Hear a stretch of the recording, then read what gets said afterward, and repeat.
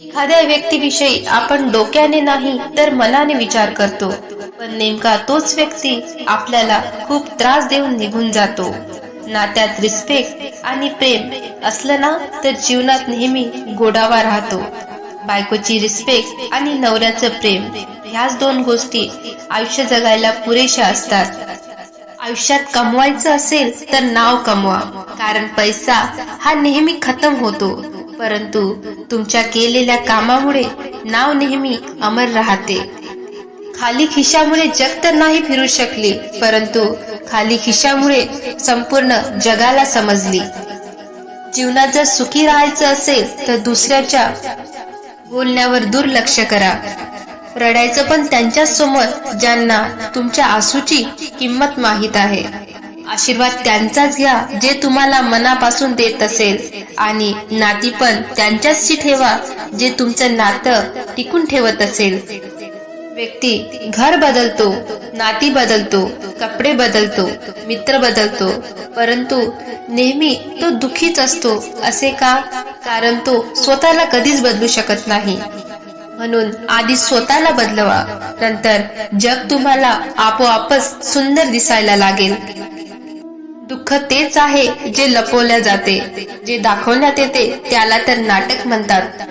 मतलबी व्यक्तीच चांगले असतात, कारण त्यांना स्वतःशिवाय दुसऱ्याशी काहीच मतलब नसते.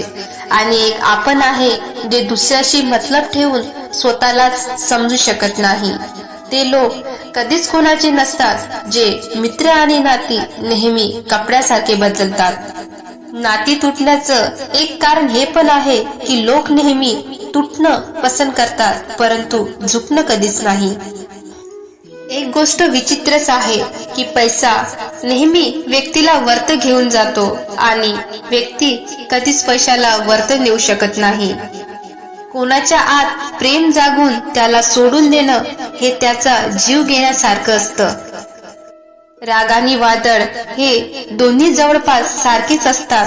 ते शांत झाल्यावरच समजते की किती नुकसान झालं आहे.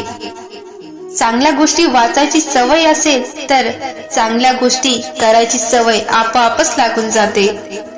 एक अलगच ओळख बनवून घेण्याची सवय आहे माझी. दुःखातही नेहमी आनंदी राहायची हीच आवड आहे माझी. का बनायचं मी दुसऱ्यासारखं जेव्हा संपूर्ण जगात कोणी माझ्यासारखं नाही. रातभर तडपतं मन त्याच्या आठवणीत, परंतु समजून येत नाही की त्रास प्रेम केल्याने होतो की आठवणीने. जर तुमचं मन सुंदर असेल तर तुम्हाला संपूर्ण जग सुंदर दिसायला लागेल. माणसाने जीवनात अशी काय तरक्की केली की माणसालाच माणसाची भीती वाटायला लागली. जेव्हा तुमच्या जीवनातल्या इच्छा खतम झाल्या तर समजून घ्या की तुम्हाला जीवनात वेळच वेळ आहे. तर जे वयाने मोठे आहे त्यांचाच सन्मान व्हायचा, परंतु आता जे पैशाने मोठे आहे त्यांचाच सन्मान होतो. नेहमी आपण त्याच लोकांमुळे मजाक बनवून राहतो की ज्यांना आपण आपल्या वाईट वेळी संपूर्ण हकीकत सांगतो. काही लोक तर यासाठी जगत आहे कारण की ते मरू शकत नाही. जगाचा तर हाच नियम आहे की व्यक्ती तोपर्यंतच तुमचा आहे जोपर्यंत त्याला तुमची गरज आहे. जेवढं बदलायचं होतं तेवढं बदलवलं स्वतःला.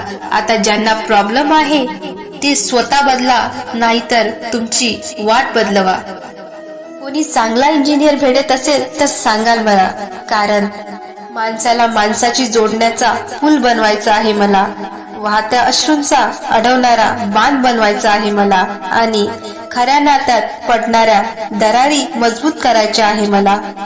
त्यांच्यावर सुद्धा तुम्ही नेहमी लक्ष करा जे तुम्हाला विचारतात तुम्ही कसे आहे. कारण नाही पाहिजे मला तुझ्याविषयी विचार करायला, कारण की तू तोच विचार आहे जो माझ्यातून कधी जातच नाही. जे लोक प्रेमाची कदर करते नेहमी त्याच लोकांना प्रेम रडवतो. जशी उडालेली झोप डोकेदुखी बनते, तसाच तुटलेला विश्वास आयुष्यभराचा त्रास बनतो. एकसारखी नसते, त्यांना सुद्धा रडावं लागतं जे दुसऱ्याला रडवते. खरं प्रेम ज्यांच्यावर होतो ना त्याची रिस्पेक्ट प्रेमापेक्षाही जास्त केली जाते. जवळ येऊन सगळे दूर चालले जाते. आपण एकटं होतो आणि एकटंच राहून जातो.